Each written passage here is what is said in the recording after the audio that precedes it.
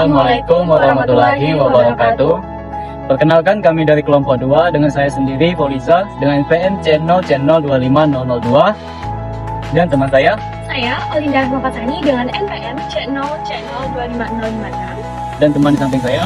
Saya Fitriani Masalia dengan NPM 0250877. Di video kali ini kami akan menjelaskan mengenai materi persediaan barang dagang. Yuk simak video dari kami. Persediaan barang dagang adalah stok yang dimiliki oleh perusahaan yang akan dijual kembali pada para pelanggan demi mendapatkan keuntungan. Persediaan ini merupakan aset lancar yang mencakup barang-barang yang siap dijual seperti toko retail atau toko elektronik, dan dapat berupa seperti barang mentah, barang setengah jadi, atau barang jadi yang dibeli oleh pihak lain atau perusahaan lain atau produksi sendiri. Sedangkan arus persediaan secara umum akan nampak seperti ini. Apabila perusahaan memiliki persediaan awal, akan menjadi bagian dari cost of goods available for sale. Begitu pula dengan cost of goods purchased, juga akan menjadi bagian dari cost of goods available for sale. Dan cost of goods available for sale yang terjual akan menjadi bagian dari cost of goods sold. Dan barang yang belum terjual akan berakhir menjadi ending inventory atau persediaan akhir. Dalam materi persediaan terdapat dua sistem. Yang pertama perpetual dan periodik. Apa sih bedanya perpetual dan periodik? Perpetual yang pertama itu pencatatan persediaannya langsung dicatat setiap adanya transaksi, baik penjualan ataupun pembelian. Yang kedua saldo persediaannya selalu up to date atau real time. Yang ketiga menggunakan kartu persediaan. Yang keempat APP-nya dihitung langsung. Perbedaan dari periodik yaitu yang pertama transaksinya tidak dihitung, melainkan dihitungnya di akhir periode, dan yang kedua menggunakan akun pembelian, dan yang ketiga yaitu HPP-nya tidak dihitung, melainkan dihitungnya di akhir. Rumus HPP yaitu persediaan awal ditambah pembelian bersih dikurang persediaan akhir. Jadi, dapat disimpulkan bahwa sistem perpetual diperbarui persediaan secara real time setiap transaksi dan HPP langsung dicatat.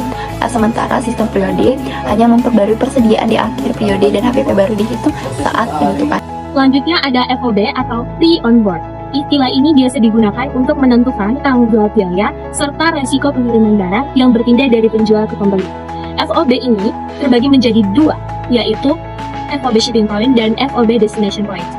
FOB Shipping Point ini yaitu biaya angkut atau biaya selama pengiriman ditanggung oleh pembeli.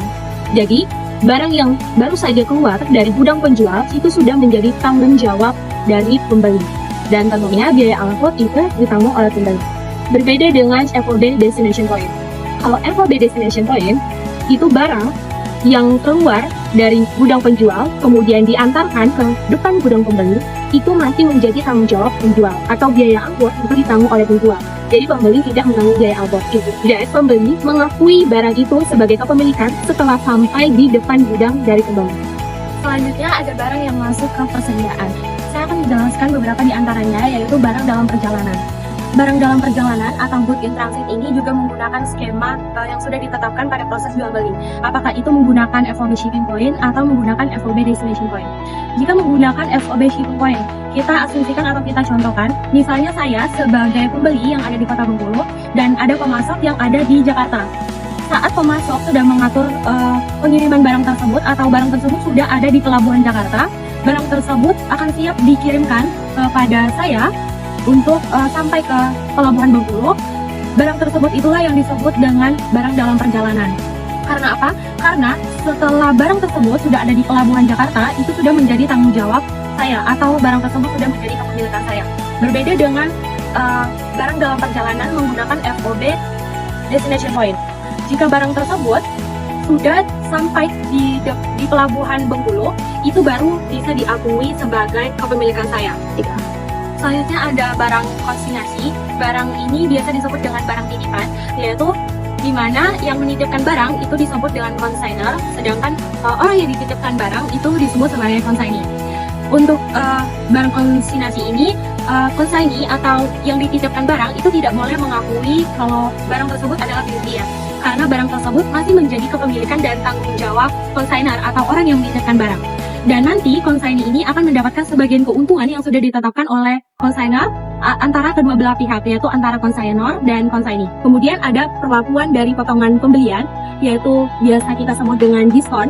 Nah, diskon ini tergantung dari perusahaan yang ada syaratnya. Syarat tersebut berbeda-beda setiap perusahaan dan syarat tersebut disebut dengan termin. Contohnya itu ada 2/10N/30. Artinya, kita mendapatkan potongan 2% jika pembayaran dilakukan dalam jangka waktu 10 hari sejak tanggal transaksi. Tetapi, jika pembayaran dilakukan dalam tempo 10 hingga 30 hari, itu kita tidak akan mendapatkan diskon atau kita membayar secara penuh terhadap barang tersebut. Selanjutnya itu metode penilaian persediaan yang digunakan untuk menentukan nilai akhir, nilai persediaan akhir dan HPP. Yang pertama yaitu FIFO, first in first out, yaitu metode penilaian persediaan yang menganggap barang yang pertama masuk adalah yang pertama dijual. Yang kedua yaitu LIFO, last in first out, yaitu metode penilaian persediaan yang menganggap barang yang terakhir masuk adalah yang pertama dijual. Tetapi metode penilaian persediaan LIFO ini tidak digunakan lagi di Indonesia. Alasannya kenapa? Yang pertama dilarang oleh SAK Indonesia karena Indonesia mengikuti IFRS, jadi IFRS ini melarang LIFO. Dan yang kedua tidak sesuai arus fisik barang sehingga dianggap tidak realistis. Metode FREC. Metode ini menggunakan harga pokok penjualan dan nilai persediaan akhir dari semua barang yang tersedia. Caranya adalah dengan membagi total biaya yang semua barang yang dibeli dengan jumlah total unit yang tersedia untuk dijual. Kemudian menggunakan nilai rata yang untuk menentukan nilai HPP dan kesediaan.